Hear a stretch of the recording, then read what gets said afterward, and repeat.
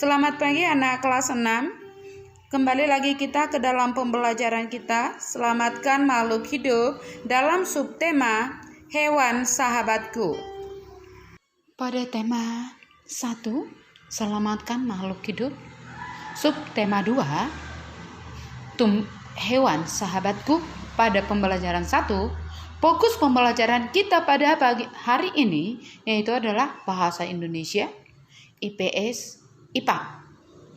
Tujuan pembelajaran kita, mengapa kita belajar sekarang adalah yang pertama, setelah mendengar teks laporan yang dibacakan, anak didik kami mampu menemukan ide pokok dengan bantuan diagram. Itu yang pertama ya. Setelah mendengar teks laporan yang dibacakan, siswa mampu menemukan ide pokok dengan bantuan diagram. Yang kedua, setelah menemukan ide pokok dari teks yang dibacakan, siswa mampu mengembangkan ide pokok dengan menggunakan bahasanya sendiri secara rinci.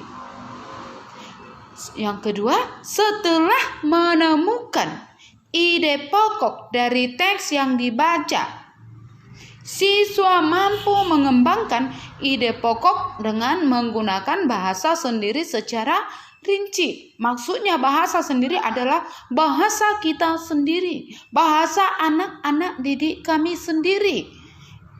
Dikembangkan dengan bahasamu sendiri, tidak menyontek dari apa yang sudah di sana.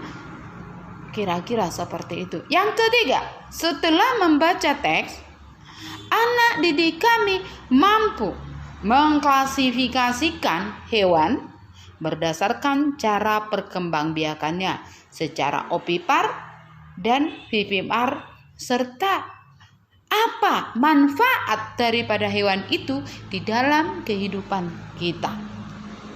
Yang ketiga, setelah membaca teks, mampu mengklasifikasikan hewan berdasarkan cara perkembangbiakannya secara opipar dan vivipar serta manfaatnya. Yang keempat, setelah berdiskusi, siswa mampu melaporkan hewan berdasarkan cara perkembangbiakan secara opipar dan vivipar melalui tabel dan manfaat dengan benar. Setelah membaca teks ASEAN, siswa mampu menyebutkan kehidupan ekonomi dari dua negara terkait kondisi geografisnya dengan benar. Dua negara terkait yang dimaksud adalah dua negara yang sudah anak-anak kami pilih pada pembelajaran sebelumnya. Yang sudah dipilih, contohnya mungkin dengan Singapura dan Malaysia, mungkin sudah anak kami pilih, dan dari situ ya, itu maksudnya yang dua negara ya. Setelah berdiskusi, siswa mampu menuliskan laporan tentang perbedaan kehidupan ekonomi dari dua negara terkait kondisi geografisnya dengan benar melalui diagram pen. Itulah yang menjadi tujuan pembelajaran kita pada pembelajaran 1 di tema selamatkan makhluk hidup, subtema 2 hewan sahabatku. Ibu sudah memaparkan yang menjadi tujuan pembelajaran kita pada subtema 2 hewan sahabatku di pembelajaran 1. Kita perhatikan buku kita. Apakah kamu penyayang hewan? Kalau kamu seorang penyayang hewan, hewan-hewan apa saja yang kamu pelihara? Hewan-hewan apa saja yang sering kamu ketahui disayangi oleh manusia? Apa saja manfaat yang diperoleh manusia dari hewan? Tentu saja ada manfaat. Mengapa manusia mau memelihara hewan, mau menyayangi hewan? Pasti ada manfaat yang diperoleh. Setelah kita tahu manfaat daripada hewan-hewan tersebut, bagaimana cara hewan berkembang biak? Perkembangbiakan hewan kita sudah tahu, itu ada 3 macam perkembangbiakan hewan. Dan itulah yang akan kita pelajari pada tema Selamatkan Makhluk Hidup, subtema 2, Hewan Sahabatku. Yaitu perkembangbiakan, ada yang perkembangbiakannya secara ovipar atau bertelur. Ada yang perkembangbiakannya secara vivipar, beranak.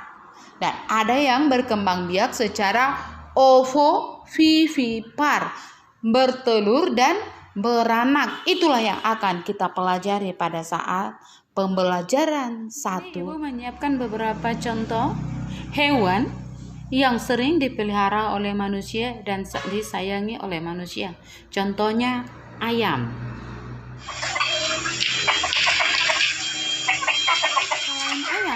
Manusia juga menyayangi anjing. Banyak orang-orang yang sangat sayang sama anjing. Bahkan tidak segan-segan untuk mengeluarkan uang yang banyak, kocek yang banyak untuk pemeliharaan anjing. Bahkan ada anjing yang sampai dibawa ke salon. Kelinci itu juga binatang yang sering dipelihara. Makanannya apa dikasih? Yaitu sayur-sayuran seperti dimanfaatkan manusia. Selain daging juga dimanfaatkan tenaganya. Kamu perhatikan gambar yang ada di layar ponselmu. Di layar ponselmu atau di layar laptopmu, di situ ada kuda yang digunakan sebagai alat transportasi untuk menarik delman. Kerbau juga, ini juga dapat dimanfaatkan manusia. Tenaganya selain daging dan susu yang dimanfaatkan oleh manusia, tenaganya juga dimanfaatkan. Ini adalah salah satu contoh gambar yang dimana kerbau dimanfaatkan manusia tenaganya untuk membajak sawah. Mungkin pada saat ini anak-anak kami tidak akan pernah melihat lagi kerbau digunakan untuk membajak sawah. Karena apa? Sekarang zaman sudah mulai maju, zaman modern.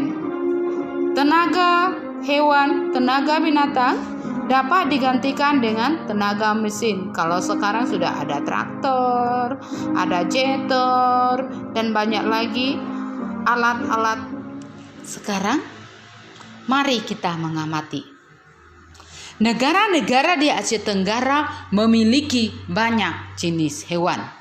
Beberapa di antaranya ada yang dijadikan sebagai makanan, simbol negara, atau dijadikan binatang peliharaan. Ibu mau bertanya sama anak didik kami. Kira-kira binatang apa di Indonesia saat ini yang dijadikan simbol negara kita? Ayo, siapa yang tahu? Betul, burung Garuda. Begitu juga dengan negara-negara yang lain. Selain menjadi simbol negara, binatang itu bisa dijadikan menjadi makanan. Kita lihat dan kita baca bacaan yang di bawah ini. Gajah putih dianggap suci oleh beberapa negara di Asia Tenggara seperti Myanmar, Kamboja, dan Thailand. Bahkan Thailand juga dijuluki sebagai negara gajah putih. Menjaga gajah putih adalah usaha yang sangat mahal karena pemiliknya harus menyediakan makanan khusus untuk gajah, tidak sembarangan makanan. Makanya dikatakan menjaga gajah putih adalah usaha yang sangat mahal. Biaya ke sana juga besar. Indonesia dikaruniai luas wilayah lautan lebih besar dibandingkan luas daratan. Luas lautan Indonesia mencapai 5,8 juta kilometer bujur sangkar. Di dalam lautan Indonesia tersimpan potensi perikanan yang cukup besar. Salah satunya ikan tuna. Di dalam lautan Indonesia tersimpan potensi perikanan yang cukup besar sehingga banyak negara-negara tetangga kita yang ingin menguasai perairan Indonesia. Mungkin masih segar di ingatan kita di waktu pemerintahan Jokowi periode yang pertama, di mana Ibu Susi menenggelamkan beberapa kapal negara-negara tetangga kita karena mereka ingin menguras, ingin mengambil ikan-ikan yang ada di perairan Indonesia. Di dalam lautan Indonesia tersimpan potensi perikanan yang cukup besar. Salah satunya ikan tuna. Ikan tuna adalah salah satu ikan yang paling banyak dicari negara lain seperti Jepang, Amerika Serikat, dan Uni Eropa. Dan ada beberapa contoh ikan-ikan yang akan Ibu tunjukkan gambarnya kepada anak-anak kami di dalam video ini.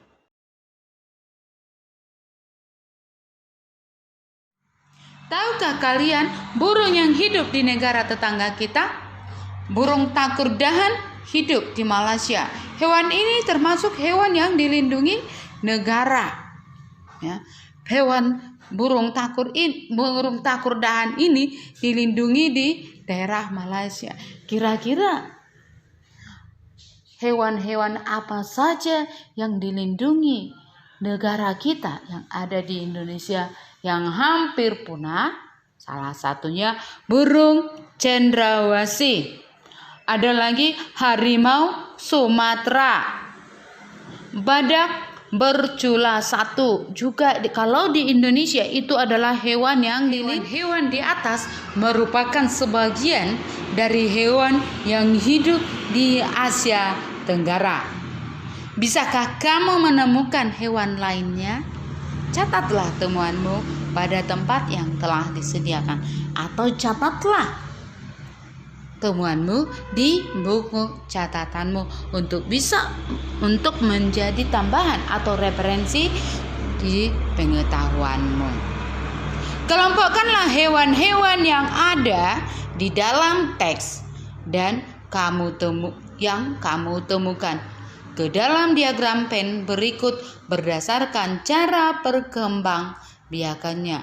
Kamu bisa lihat dulu, apakah binatang itu berkembang biak secara bertelur, ataukah dia berkembang biak dengan beranak bertelur atau beranak dan bertelur. Amatilah gambar dan lengkapilah diagrammu dengan hewan-hewan berikut. Sekarang kita masuk ke halaman 65. Perhatikan gambar yang ada di sana. Bacalah teks berikut dalam hati. Setiap hewan memiliki kemampuan berkembang biak. Dengan berkembang biak, hewan dapat melestarikan jenisnya.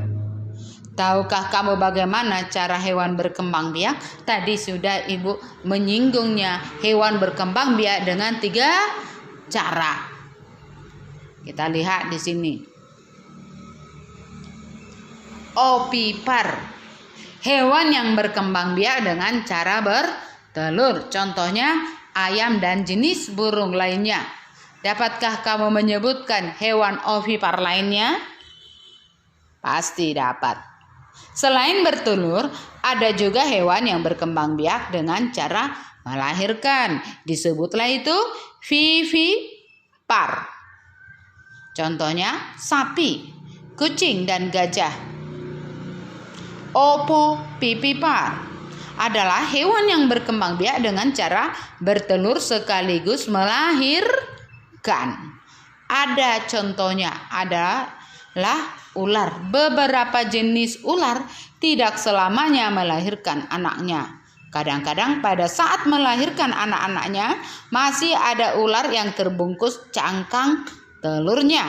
Perkembangbiakan seperti inilah yang dikatakan bertelur sekaligus beranak atau ovovivipar. Kamu cari contoh hewan ovovivipar yang lain. Berdasarkan bacaan di atas, lengkapilah diagram dengan menambahkan contoh hewan lain. Tulislah manfaat perkembangbiakan hewan secara ovipar dan vivipar. Sampaikan hasilnya kepada orang tuamu. Perhatikan halaman 66. Hewan-hewan yang ada sangat membantu penduduk di kawasan Asia Tenggara dalam kegiatan ekonomi. Ayo membaca. Kondisi geografis di Asia Tenggara membantu penduduknya memanfaatkan hewan dalam kehidupan sehari-hari. Ikan banyak dijual dan dikonsumsi. Hewan ternak banyak yang dijual di dalam negeri, bahkan sampai ada yang mengekspornya.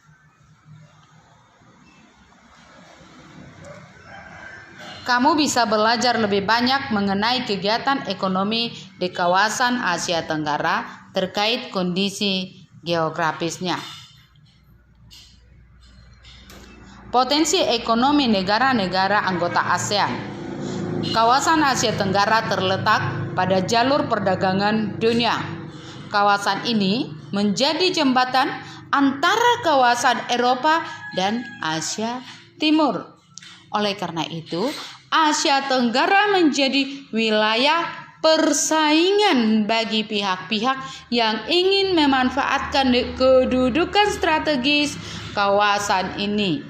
Ibu ulang dari awal biar lebih jelas. Kawasan Asia Tenggara terletak pada jalur perdagangan dunia. Kawasan ini menjadi jembatan antara kawasan Eropa dan Asia Timur. Oleh karena itu, Asia Tenggara menjadi wilayah persaingan, bagi pihak-pihak yang ingin memanfaatkan kedudukan strategis kawasan ini. Asia Tenggara menjadi tempat persaingan. Di sini mereka sering melakukan persaingan, saling mencari dan berusaha untuk menguasai daerah Asia Tenggara. Itulah mungkin salah satu penyebabnya mengapa negara, kita lihat Brunei Darussalam. Brunei Darussalam, negara ini terkenal dengan kekuatan sumber daya alam berupa minyak bumi dan gas alam. Brunei menjadi negara di Asia Tenggara yang memiliki pendapatan per kapita tertinggi karena gas alamnya. Di sana ada pertambangan minyak, ada pertambangan gas bumi. Kita masuk ke negara Filipina. Filipina adalah sebuah negara kepulauan yang mata pencaharian sebagian besar penduduknya adalah di bidang pertanian. Ini adalah negara kepulauan kedua terbesar di dunia.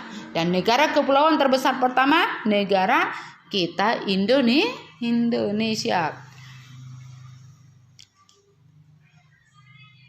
Filipina berhasil menjadi salah satu negara di dunia yang dapat membangun dan mengembangkan pertaniannya dengan baik. Beberapa produk unggulan hasil pertanian diekspor ke berbagai negara seperti nanas, padi, kelapa, dan gula. Hasil pertanian ini juga yang menunjang perkembangan ekonomi di negara Filipina. Ke pembelajaran di Indonesia. Indonesia sebagai negara kepulauan terbesar di kawasan ini, Indonesia memiliki ragam sumber daya alam yang sangat kaya. Memiliki ragam sumber daya alam yang sangat kaya.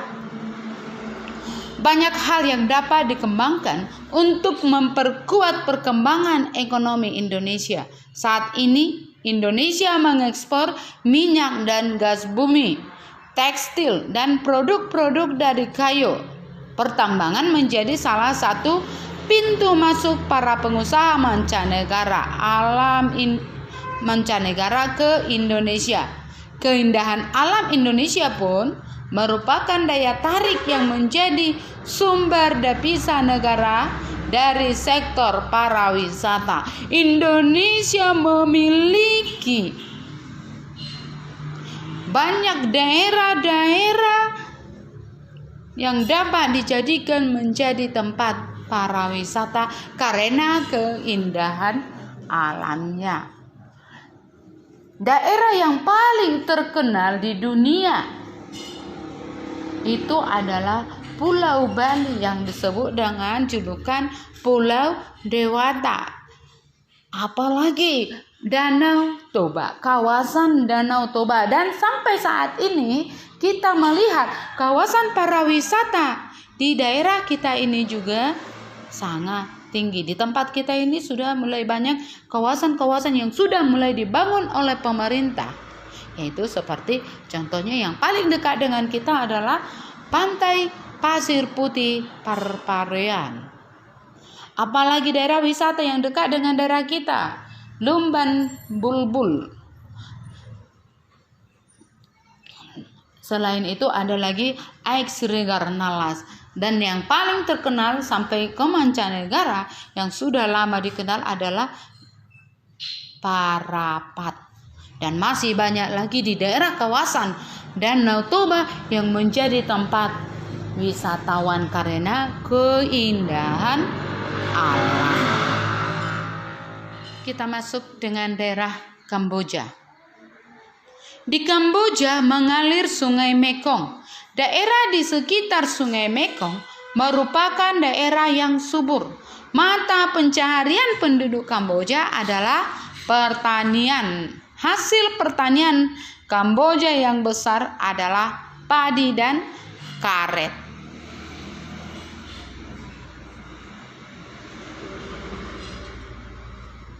Kita masuk dengan negara Laos.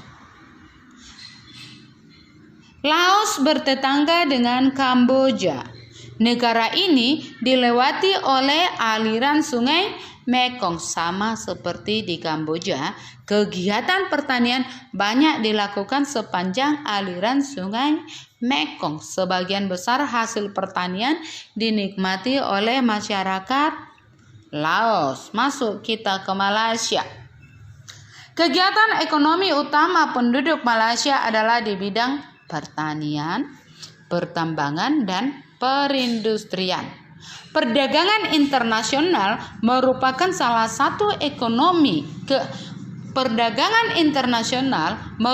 salah satu kegiatan ekonomi Malaysia yang mengalami pertumbuhan tercepat.